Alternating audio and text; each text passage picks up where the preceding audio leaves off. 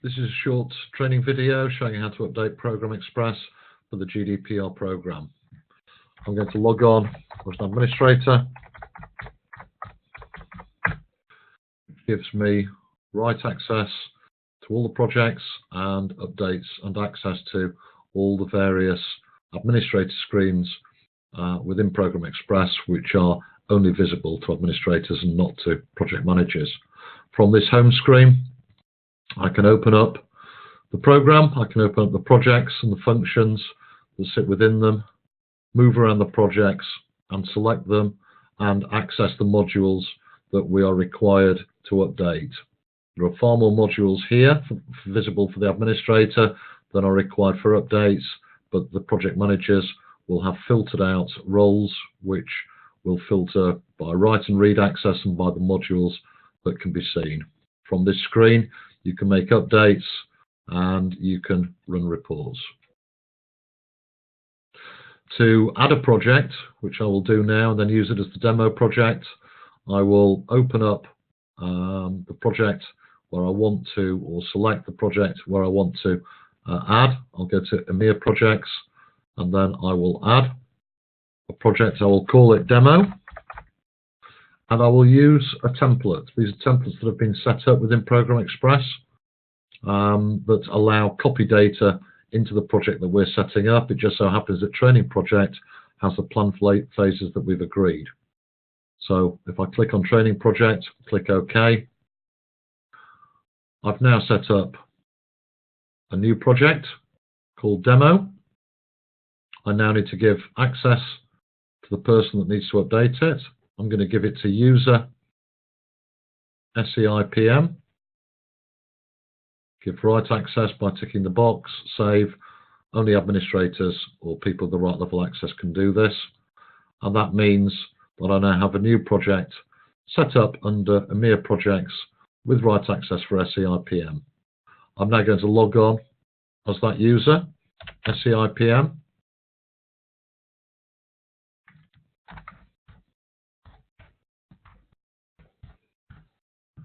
Will see the same home screen, but they will see a different view. They'll see read access to all the projects, and that's the default. So they can see all the data but cannot update, and they can run all the specific reports. And write access to the project that we've just set up, and you'll see by selecting this, you will then see the modules that are expected to be filled in. And they are commentary, plan, resources and logs, also visible using the Updates tab as commentary, plan, resources and logs. Projects is just the main wiring screen. From here, if I need to make my updates, I will click on either the box, be it red, amber, green or blank. Blank means there is no data in it, or I can go up to the icon and click within there. So this will show all the commentary threads, of which some of them need to be filled in. The overall needs to be filled in with a high-level summary, corridor talk with the CEO, 3 to 4 bullets, and the way I would do that would be either by just making my updates like that, saving. And if I want to change the rag status, this is where I would do it. Change it to amber. It will show who, when, made the update. If I wanted to, because the update was similar to previous, I could click, copy and paste and put it in the writer comment, but we ask you not to overwrite the previous comment because then you don't get the audit trail. So here we have an audit trail of previous comments. The default will be the latest comment. If I were to delete that because I didn't want it, it will ask me to confirm, delete, and then I'm back to the previous comment. The other commentary threads to expect to be filled in, focus for next period, ignore most of the others, progress last period, decisions and escalations, and that is very important because that will drive the agenda of the project reviews.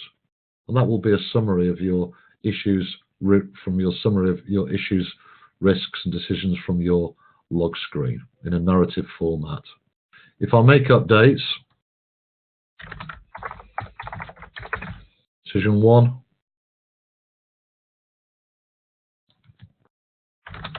Progress.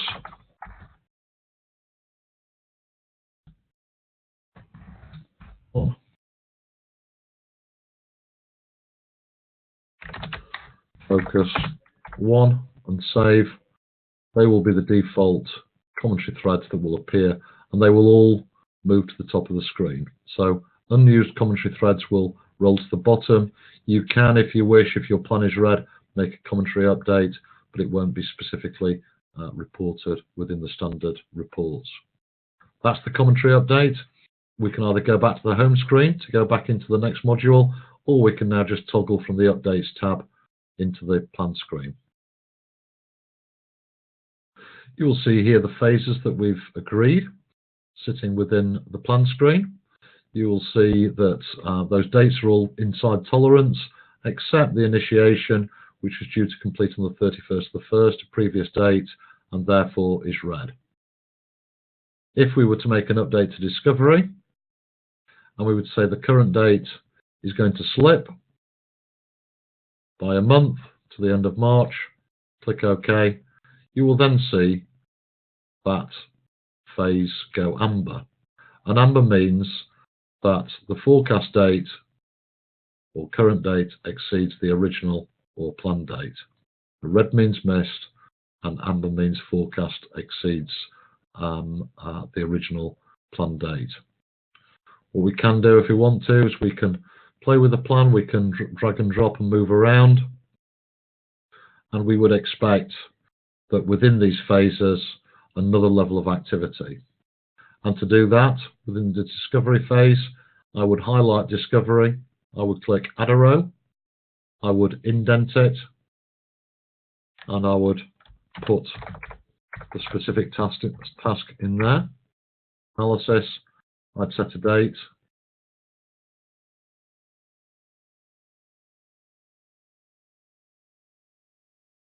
And I could then add more rows if I wanted to.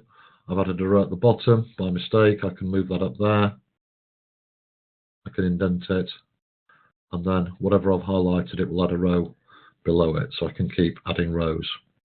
If I don't like it, I can cancel out of that screen, go back to how it was.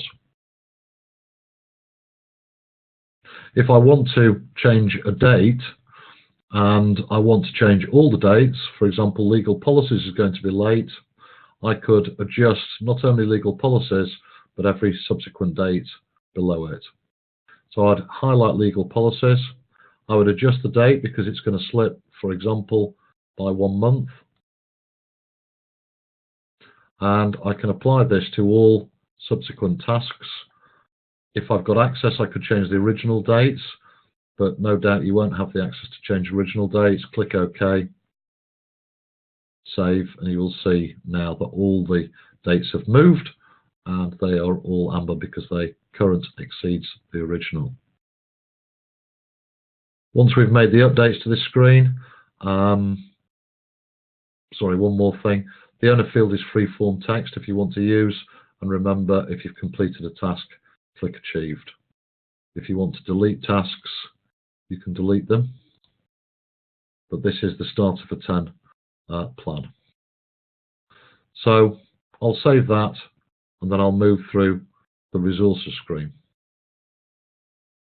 This is secondary and not required necessarily straight away until all the plans have been laid out, because adding resources will align to the plan. So from here at the bottom left, if we want to add a resource, we can see the resources that are currently set up within the system. So if I add a resource, for example, Susanna Fravane, I can say what skill type she has. None at the moment. Okay. Well, what I can do, I can add that skill to Susanna Fravane because it's not allocated, and the skills are set within the admin screens, and they can be amended, added, but I will assign Susanna as a call center resource. Click OK, added as a resource, and I want Susanna on this project for 2 days a week, either to the total project, to the planned tasks, or specific dates. If it was the plan task, I could say I want to add to the analysis phase that I've just set up, pre-populate the dates, click OK. If I want to add another resource that doesn't exist,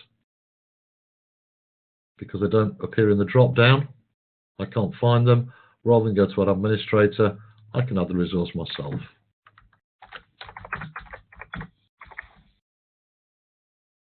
For availability, number of days a week available, maybe 2 days a week if they're an SME, and we don't worry about day rates. Click OK, and then that person can also be added with a skill type of, for example, IT, and then can be added as a resource. Made a mistake, I didn't put the valid number of days, so it tells me 1 day specifically on cleansing. Quite simple to do in terms of adding a resource, and then we get powerful resource plans that look like Excel reports but are aligned to the plan in case the plan moves. From resources, I can move to the log screen. And the logs we have set up are, as you can see, actions, issues, decisions, lesson learned, meeting minutes, new resource requests, dependency, and this is a screen where you can start to filter by your issues.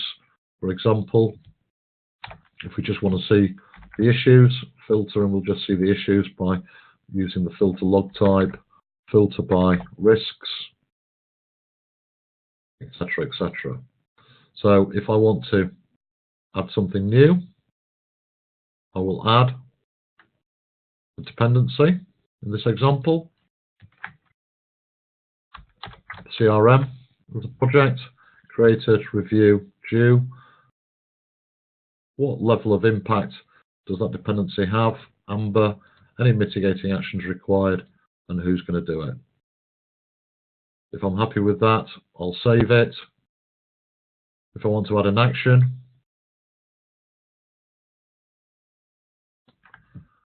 put the actions in, and then we have a raised by column.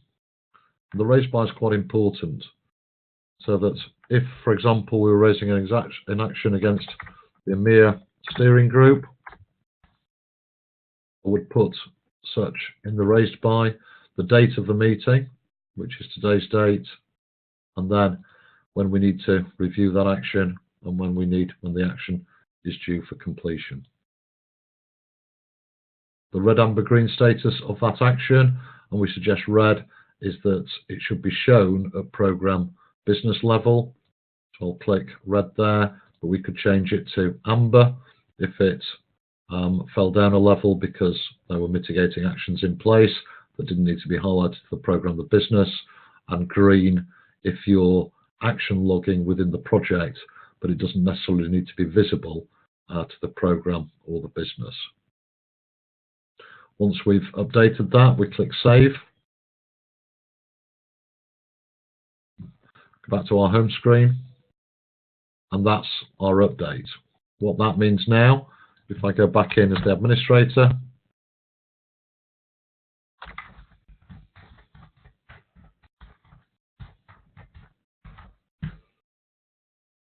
I want to run a report, that demo project should now appear within the reports. So I'll run a shared report of program reg status that's been set up.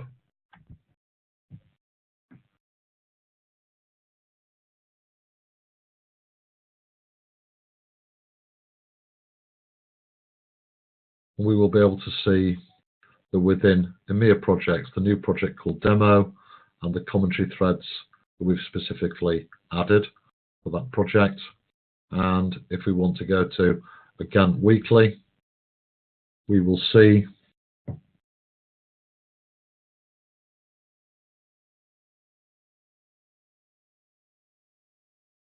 the projects sitting within different programs, and we'll see there the demo one that we have just set up. Obviously very poor data just for demo purposes. And then those are examples of running reports at the program level, but if we wanted to, we could run a report at project level, which might be relevant to run with your project team or your exec sponsor.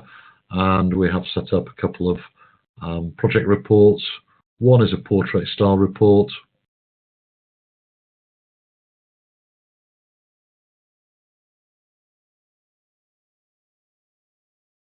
This is the demo project that we've set up. Obviously, poor data again, progress, plan, and some of the logs that have already been set up within there.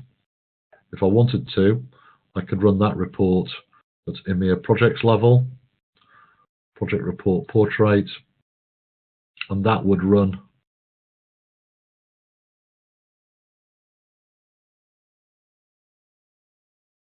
the report 7 pages for all the projects that sat within EMEA projects that I've just run. Lots of reports that have been set up. You can set up reports and put them in My Reports. You do that by going to the reporting screen and setting up reports. Probably not an early requirement. If you want to set up your own reports, please shout to myself or Jackie, and we'll help you set up any other specific reports.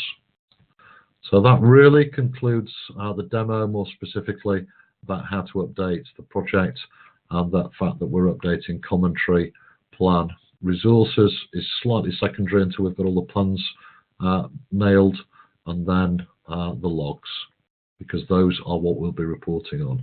And so specifically within the logs, actions, issues, decisions, risks, specifically the reds, your reds. Ambers and greens will either be mitigated down from red, so they're not required at program level, or they will be within your specific project, as will greens.